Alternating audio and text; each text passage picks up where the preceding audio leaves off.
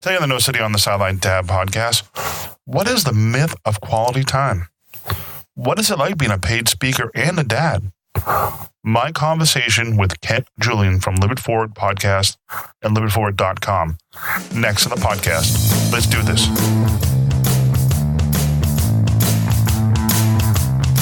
Welcome to the No Sitting on the Sideline Dad podcast, a podcast about a journey of discovery and conversations about not sitting on the sideline of life. Let's get involved. Here's host Joe Foley. Welcome to No Sitting on the Sideline Dad podcast. Hey, my name is Joe Foley. I'm a dad and a parent. I'm a busy adult just like you. And I really want to say thank you for listening. It's your first time. Welcome. Welcome to the podcast. I know as a dad and a parent, I have time limits. Who chooses to listen means a lot. This is a podcast about having a conversation of stuff we deal with all the time, like being a dad, a mom, crazy busy adult in this world. Topics related to being what we go through every day. Like, you know, the myth of, we're talking about today about the myth of quality time with my guest, Kent Julian. That's something that we talk about all the time, quality time versus, quantity time. This is the podcast in a sense community. What I mean is sense community is I want to talk to you and I want to have a conversation. You always find the show notes over at nocityonthesideline.com/48 for this episode. I know we're all going through some kind of issues, some kind of topics and some kind of things, we're just busy people, and being mom and dad and just being a regular person can be tough. So, reach out to other dads and moms and groups and stuff like No Sitting on the Sideline Dad, nocityonthesideline.com. We have a Facebook group. Join the Facebook group, have a conversation. Or there's other groups out there that might fit your needs. I know this dad stuff, parent stuff, not easy. I'm not an expert. I'm on a journey just like you, taking one day at a time in this world and looking for the answers. That's why I talk to these people I do for the podcast, because I am looking for the answers myself too, just like you. Next up, my conversation with Kent Julian from liveitforward.com. Kent is also an author, speaker, career coach, podcaster. He brings unique approach to being a parent. He shares his experience of being a youth pastor and a national youth director for over 1,000 churches. The cool thing we talked about is the myth of quality time, which is very interesting. So I don't want to hold you back because, he's the man that's comfortable with his bald head and fish tacos. That's just his intro to his podcast. Let's jump right into the interview with Kent. Today on the podcast, my guest, Kent Julian, author, speaker, podcast host, also a dad. Thanks, Kent. Thanks for joining the podcast today. Hey, it's great to be here, Joe. Thank you for inviting me. I forgot to introduce an introduction about Live It Forward. That's the name of your podcast, right? Yeah, the Live It Forward show, yep. How did that come about? Because it's a great title, and you always have great energy during that podcast. Well, that's actually the name of my company. And so, long story short, I side hustled when my kiddos were young, by the way. So I started working on the side hustle. I think my son was 8, and my daughters, I have twin daughters, they were 6. So anyway, I started this company. At the time, I was trying to come up with a name. It was a career coaching company, and I kept coming up with these names. I remember one in particular that my wife it was like she burst my bubble because I go, I know what I'm going to call the company. I'm going to call it Authentic Living and Leading. And she said, that's the name of a laundry detergent. So long story short, I was watching the movie Pay It Forward. And this is during the time I was launching my company. And I said, that's exactly what I want my company to be about. But I want it to be about not just paying it forward, but living it forward. So that's where the name comes from. Well, it's interesting, too, since we're talking about your podcast, and we just mentioned a little talk before. What's with the fish tacos and the bald head? That's my intro, my friend. And I part of my brand, I speak all over the country, so I'm a professional speaker. And part of the Live It Forward brand, if they ever go to liveitforward.com and look, there's a real playfulness to it. And so every time I do anything, like if you called my cell phone, and I'm not going to give out the number because then people will call it just to listen to this message. But if you call my cell phone, and now this is a professional speaker, I have meeting planners calling my cell phone. I sing in it. I sing to leave me a message, and I always get people commenting on that. And so same thing with the intro to my podcast. It's like, I got to make this fun and enjoyable. So that's why we do that. In fact, when I'm speaking and I get introduced, most people do the list of accomplishments and stuff like that. And I totally don't do that. Mine is very personal, very fun. There's a couple jokes in there. And again, it's just kind of a playful thing. Well, and you mentioned in this, I listened to this week's podcast, you mentioned how your 3 children are off to college. Well, that's another season of life and being a dad. What has been like for you as a dad with 3 kids, especially at pretty close in age? We've loved it. I mean, first of all, I love to tell people this. I don't tell people this often, but when my wife and I got married and we were talking about kids, I said, I've always wanted a boy and then twin girls. And lo and behold, she gave them to me in that order. I was so pumped. But it was real interesting because we had our son, and then 2 years and 3 days later, our twin girls were born. Now, they were born a couple months early, and it was real touch and go. But once they were healthy and everything, having 3 kids that close together, and especially when the first one's a boy, because boys tend to grow up and mature a little bit slower than girls. So we feel like we've almost had triplets, and so in some ways it's real interesting when your family's that way, because the good thing is, man, everything you do, it can be, you can do it together. And we've never done a vacation where we go, hey, we have to think about our older child for this vacation and bring our younger ones along, or we're going to go to Disney for our younger ones and just bring our older ones. I mean, we've been able to do everything. Everything's been seasonal. So that's the good thing. I mean, we've gone through these seasons all at one time. The bad thing is, and it's not bad, it's just a challenge. It's really intense. We had 3 in diapers. We had 3 in preschool. We had 3 in elementary school. We had 3 in middle school all at the same time, 3 in high school all at the same time. And now we got 3 in college all at the same time. So we always say it's everything we've done with our kids, they've been intense periods of time, but they've been short compared to most people. Like we had kids in diapers for, I guess like 5 years, maybe 4 years, but there were a year and a half where 3 of them were in diapers, so that's kind of how it is. It's interesting. I mean, my son's 4, maybe 4.5, and I just can't imagine, 3 of them at the same time. I love them to death, but man, it's like they're on their own agenda. It's just all I got to say. They're on their own agenda at that age, and I can imagine 3 of them at the same time. Like, woo. Yeah, it was fun. And somebody once said they had a friend of ours had a child, and then they had triplets, and somebody said, "Oh, you can identify with that." And I said, "There's no way. We know how hard it is to have twins. I don't know how anybody dealt with triplets or more." So anyway. Well, it's interesting also too, John, a little bit of transition in a sense. I know you're a speaker too, and you mentioned what is that about, and how does that affect your being a dad? Well, what's real interesting, I've been doing my business now full time for 10 years. I did it on the side part time for 3 years when we were doing side hustle. But even before that, I was the national youth director of a couple thousand churches. So I was a youth pastor up until right after my kids were born. And then I became this national youth director. And that's when we moved back to the Atlanta area. And when I took that job, I was traveling. So since my son was in kindergarten and my girls were in preschool, I've been a dad who's traveled quite a bit. But I've always, even when I did that job, mm-hmm. I really, really, I have a kind of a basic concept that I picked up years ago. It's not original with me, but it's a real easy way to understand priorities. And it comes from actually Mary Kay of the Mary Kay Cosmetics. Oh, interesting. She basically said, God first, family second, business third. And she said, you keep things in that order, and you're able to, your things are probably going to turn out all right. They're going to be the right decisions most of the time.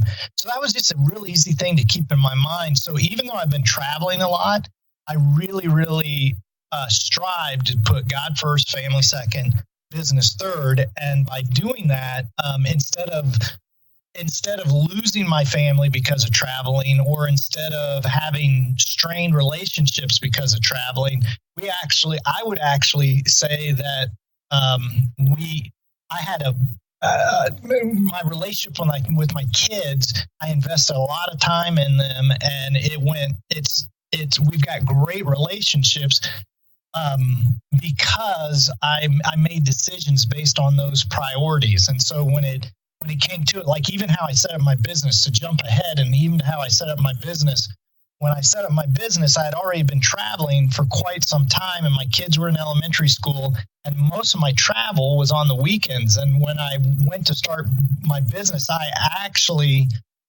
pivoted away from the speaking market that would have been the easiest to get into, because there was so much weekend travel. And I said, I can't do that if I want to live these priorities. So I pivoted to another market. It was a hard pivot, but boy, it was a right one. And man, did it pay off, because then I moved all my traveling to the week. And, if you're gone for one night, maybe 2 nights every few weeks, that's totally doable, especially when you're working out of your home. Mm-hmm. It just, it must be hard too when you're being a dad away from your kids for a short period, like a long period of time. Yeah, and that's the thing, is the way that I set it up is I wasn't gone for a long period of time. It was usually 24 hours, maybe between 24 and 48 hours, but always home on the weekend. When I'm home, really being home. One of the things I talked about this last week on my podcast on the Live It Forward show was how important it is. And I talked about this in a prior episode too. This whole concept that I've had since I've been working out of my home since my kids were little kids. And so having a home office, when I would go in that office and shut the door, they knew from early on, you don't go in and disturb dad because he's working. Unless it's an emergency, you don't disturb dad. But they also knew, and this was the key, is that when I came out, I shut the door on my job. Mm-hmm. And so when I came out, I shut it, and I wasn't doing my job anymore. I was 100% there for them and for my wife, and investing in them. And those tiny little things make a huge difference. And again, my kids, I don't think they would, like, if you talk to them, they say, man, your dad traveled. Was that hard? I know they wouldn't say, no, that wasn't hard. He was totally available for us. He was there for pretty much everything we did. And the main thing they would say is, man, when he was there all the time. It's interesting. That's very interesting, and it's important to invest in your kids, because it's long down the road. It could be it'll pay off dividends. It seems like when I hear the stories about your kids for your podcast, it seems like you invested young, and they seem to look for you and your wife for guidance.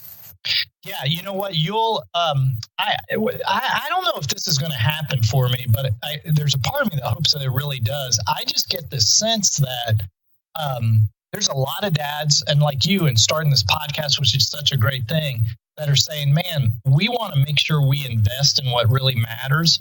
And the thing is, and everybody hears this, I heard this when I was younger, I heard this, that you blink and it's over. And I mean, we're in that stage now, and we have a hard time even believing we're in that stage where we're technically empty nesters. I mean, they come home from college, but we're empty nesters. And I can say 100% that, man, I am so glad we've all got regrets, but I don't have any major regrets about not investing in that time. I knew it was going to be a really short period. And part of that, I had an advantage. Like I said, I was a youth pastor early on. And before we even had kids, I got a position. At the time, it was one of the largest churches in the U.S. And so we got a front row seat. I mean, we were working with 500, 600 students a week. And we got a front row seat, my wife and I, as newlyweds, of working with all these high school and middle school kids. And what we started seeing is over time, we would see traits of kids that seemed to be no matter where they were spiritually. So you can even take that out of the equation and just go, are these kids going to be good citizens? Are they responsible? Are they, do they do what's required of them? And as you would look at that, you would look at their parents, and this is very generally speaking, but generally all their parents were doing some of the same things. And then you looked at the other end of the spectrum, and you looked at the kids that were really struggling and didn't have self-confidence and were getting into trouble. And you looked at their parents, and again, generally, you saw some of the same patterns. And so it was almost like we got this front row sociological view of what it takes to be a good parent. And man, we took that to heart. And I said, I don't want to get to where I'm an empty nester and look back and go, man, I could have done that way better, because you're never going to get another chance to do that. It's interesting. When my son was born, I thought of myself as being a dad. I'm like, everybody tells you to do this, do that, do this, do that. And I'm like, you do what's best. You do what's best. You think it's right. And your values. And it's funny because I just threw their handbook out. I go, I'm just going to do it the way I think is right. And that's how I've done it so far. And I'm very interested in what you do, and it's being intentionally with your kids and stuff. It's a good inspiration and a good role model for other dads. Well, I appreciate that, man. Yeah, I appreciate that.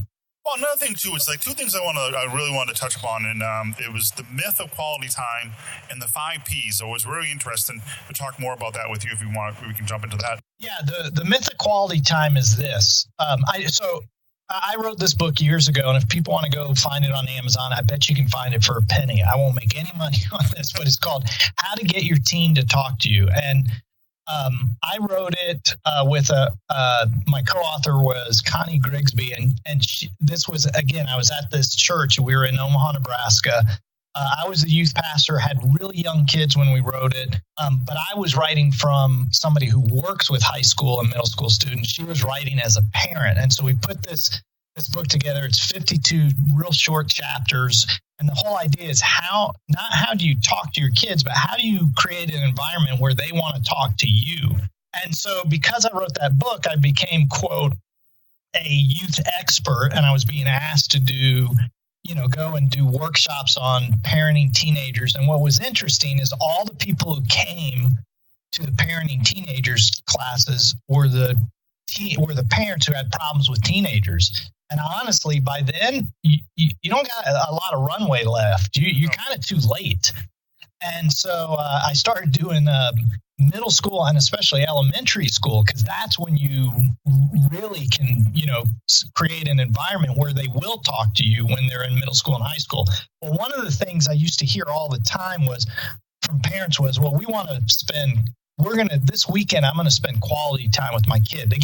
Parents get real busy and they don't invest in the relationship with the kids. So then they go, okay, I'm going to do something quality. I'm going to take them to that sporting event that they want to go to. We're going to go do the once in a lifetime vacation. But the problem is, it doesn't matter what you do and how much you invest. If your child doesn't want it to be quality, it's not going to be quality. Like, they are not.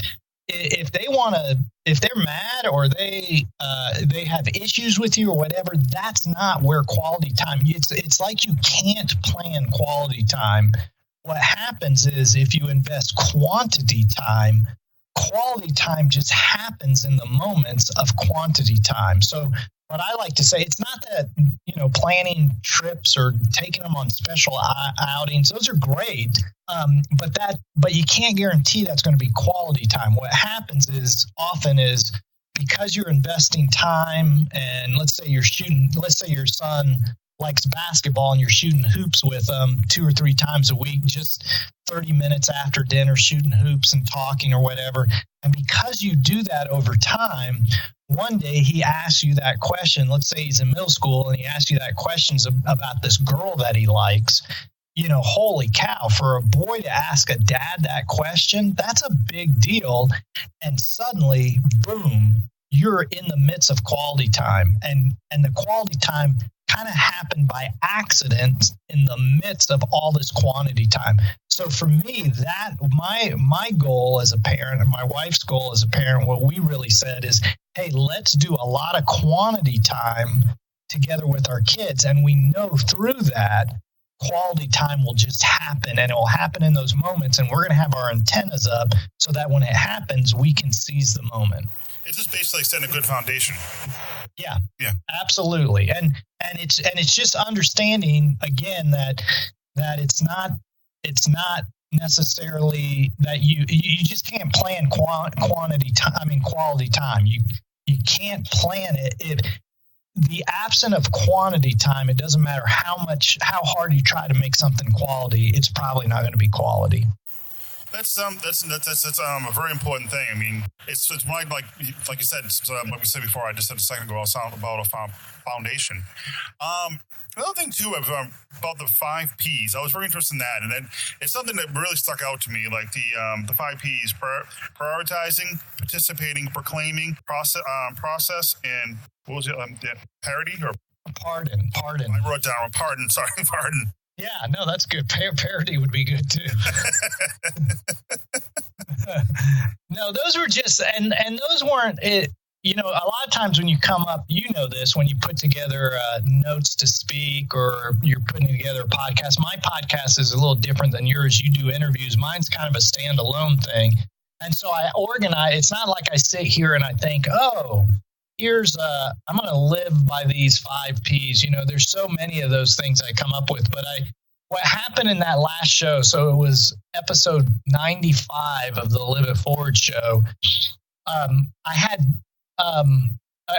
3 events that happened the week before. It wasn't even I had planned to do a different episode, but the 3 events were my kids went back to college. A guy asked me questions about what are my goals this year for my family. And then another guy who wants to become a speaker, and he knew I was a speaker. He basically said, how in the world can you be a good dad if you travel?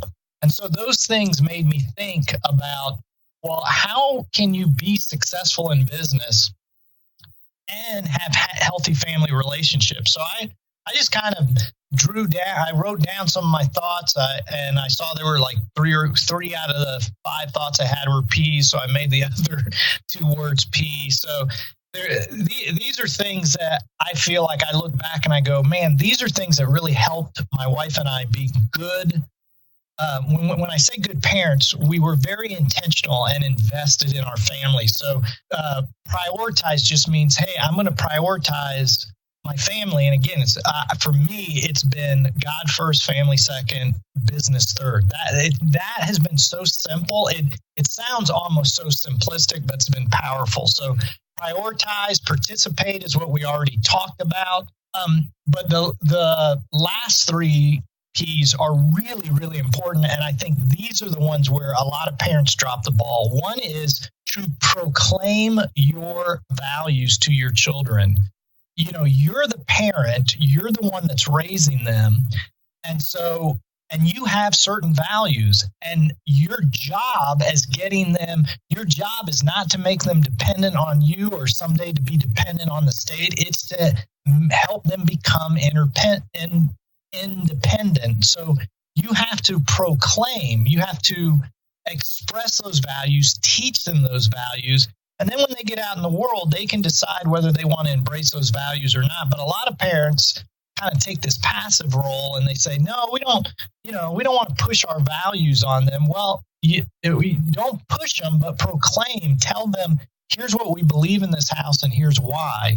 That's one of the P's. Then process is the way that you help them understand your values is you process it with you. And that's where that whole thing of quality time came up is, but when you spend a lot of time with your kids, those quantity moments, quality is going to take place when they say, well, what about this? Or they ask you questions, and that's where you help them process, and you're processing them through the values you believe.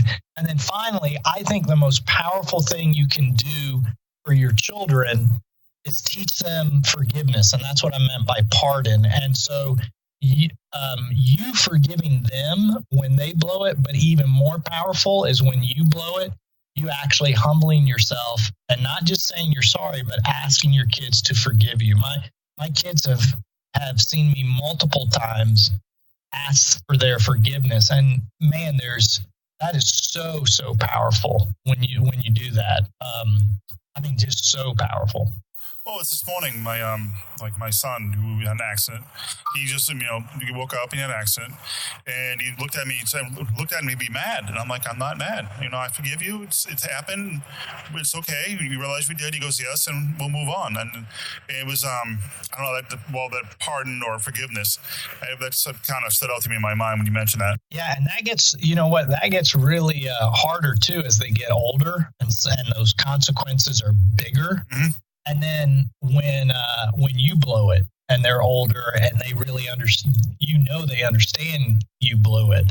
It's like the intensity of that pardon gets more intense and more intense as they get older. But wow, more powerful too. That's another thing too. This is another question I had about being a speaker. I'm on stage, being in front of all those people. How is that an experience? Because me, I've never been on the stage more than 200 people. I didn't know how that. Oh yeah. So what's it like being a speaker? Professional speaker, yes. Yeah, I love it. It's if it's something you really love to do, it's like. I don't know how to explain it. It is my favorite thing to do when you can package a presentation that is both, I'll say it's both sizzle and steak. It's fun. It's entertaining. It moves people, and yet there's meat to it. Like you're not just doing comedy, which, I love that part of it, but I want people to walk away feeling empowered and equipped, and so to me, there's nothing like it. And part of it too, I think, is for me, some of the biggest life changes for me actually happened after hearing a professional speaker who was really good, that had a really powerful message share, and it was like those moments for me were moments where I made major pivots in my life. So I think that's another reason that's so meaningful to me. Like other people, they love writing, mm-hmm. and I'm an author, but I don't love writing like I love speaking. And it's because, books are powerful, but they don't impact me like some of those few presentations I've heard that have been real life changers for me. Well, wrapping up, I guess, I was wondering if you had a final thoughts for any dads out there and any parting advice and where they get in touch with you. Yeah, I'll share this. The whole idea behind that podcast, and I just appreciate you listening to the podcast. So the whole idea behind the show, the episode you listened to, again, the title of it was, I got to look at it to make sure I say it right, was How to Succeed in Business and have Healthy Family Relationships. So the whole idea was, I just wanted to challenge some of the younger parents that listen to my show to say, hey, listen, you can gain all the success you want in business. And when you get to the place where I am, where suddenly you're an empty nester, that business success will feel so empty if you realize you failed at home. At least it would to me. And I would, I want to succeed in both, and I think you can. I don't think we have to do an either or. I think we can have both and. And so that was the whole idea. So my challenge to your listeners was, would be, go for both and, don't go for either or, and don't become a victim to your circumstance.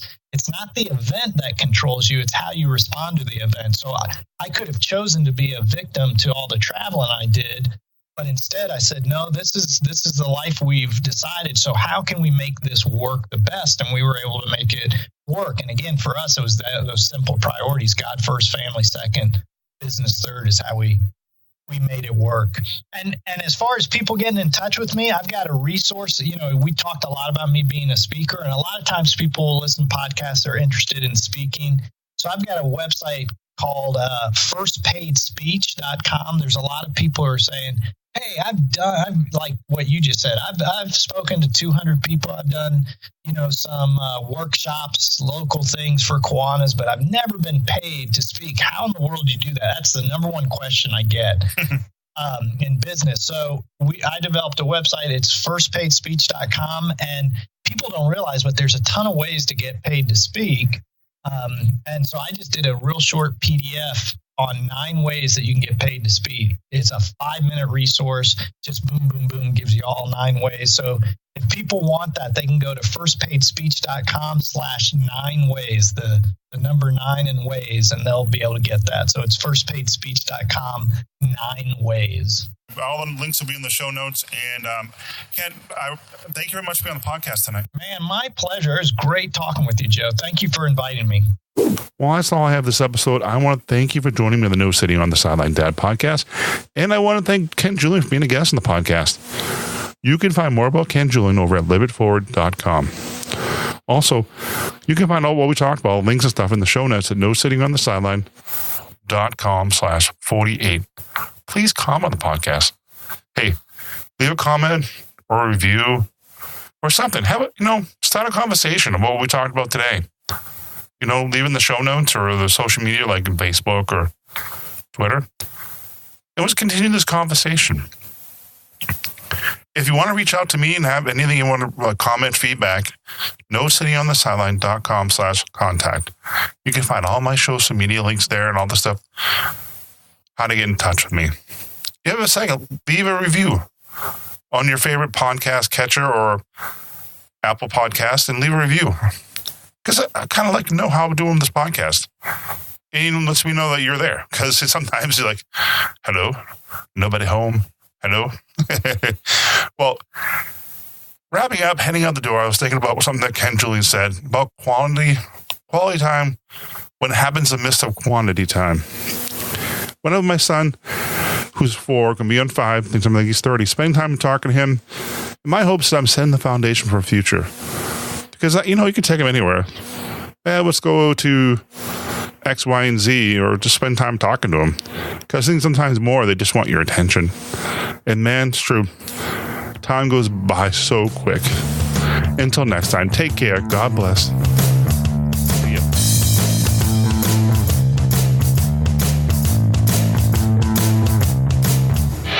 Thank you for listening to the podcast.